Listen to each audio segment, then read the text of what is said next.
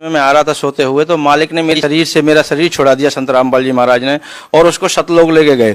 तो सामने देखा कि बहुत बड़ा एक गुमज है जिसमें संत रामपाल जी महाराज मुख बैठे हुए हैं।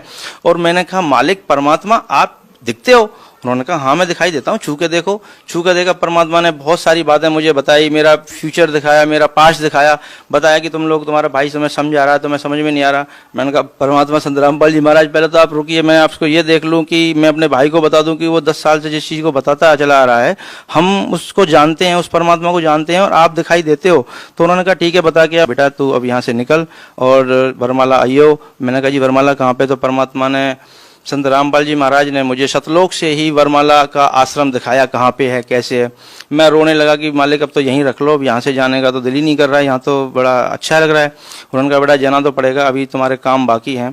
तो फिर मैंने कहा गुरुदेव अगर आप तो सब कुछ कर सकते हैं, आप तो परमात्मा हो संत रामपाल जी महाराज, तो मेरी मोम को क्यों नहीं बचाया? तो उन्होंने बताया कि बेटा तेरी मोम ने ना नामखंड कर दिया था, उसको विश्वास नहीं हुआ, ज्ञान नहीं हुआ, पर तू नीचे जाके ऐसा नहीं करना है, तुझे मैं यहाँ से पक्का करके भेजना हूँ, अपने भाई की हेल्प करनी है और इस समाज को, ये एजुकेटेड जो समाज है इसको समझाना है और अपना पूरा जीवन इसलिए लगाना है। तू तो मर चुका था, देख तू शराब पी के यहाँ गिरा था रेलवे स्टेशन पे, मुझे याद आया हाँ गिरा था, उन्होंने कि यहीं मरना था तुझे, लेकिन मैंने तुझे वापस बुलाया है और तेरे को ये जीवन जो मैं दे रहा हूँ आगे ये भक्ति के लिए दे रहा हूँ, अब इससे भक्ति ही करनी है, कुछ और नहीं करना।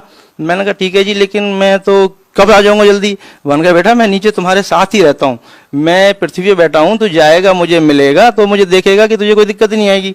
मैंने कहा ठीक है जी, अब तो परमात्मा मुझे फिर जाने दो। परमात्मा ने मुझे वापस लाया, मैं अपनी माँ के 12-13 जितने भी करने थे वो किए। जैसे ही माँ के 12 बजे मैं वहाँ से निकल लिया। सतलोक आश्रम वरवाला के लिए जब मैं निकला, वरवाला के रेलवे स्टेशन पर पैर रखा तो लगा कि मैं परमात्मा की संत रामपाल जी हमारे शरण में आ गया। जैसे ही मैं लाइन लगा के गुरुजी के पास पहुंचा तो मेरे से नाम दीक्षा देने से पहले भगत जी ने कहा कि भगत जी ये कुछ नियम है इनको पढ़ लो।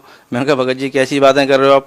संत रामपाल जी महाराज परमात्मा से मिलने के लिए अगर 1 लाख नियम भी होते तो मुझे मंजूर है, ये तो छोटे मोटे नियम है, शराब छोड़ दो, गुटखा छोड़ दो, मांस छोड़ दो और ये देना लेना छोड़ दो, ये तो सारे नियम समाज को बिगाड़ने वाले हैं। अच्छे नियम जो हैं वो परमात्मा के पास हैं और मुझे संत रामपाल जी महाराज से नाम दीक्षा ही लेने के लिए मैं इतनी दूर से आया हूँ।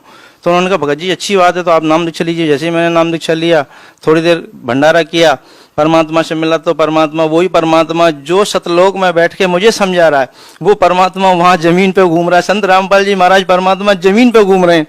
मैंने सोचा यहाँ सबको शायद पता नहीं है परमात्मा के बारे में, तो गुरुजी जैसे ही आए कह रहे हाँ भाई आ गया। मैंने कहा परमात्मा संत रामपाल जी महाराज आप यहाँ घूम रहे हो? यहाँ तो मैं गुरुजी के पास गया कान के पास, तो मैंने कहा यहाँ तो किसी को पता ही नहीं है आप परमात्मा हो। कह रहे बेटा यहाँ तो कोई किसी को नहीं पता, लेकिन ज्ञान के द्वारा यहाँ सबको पता चलेगा बेटा।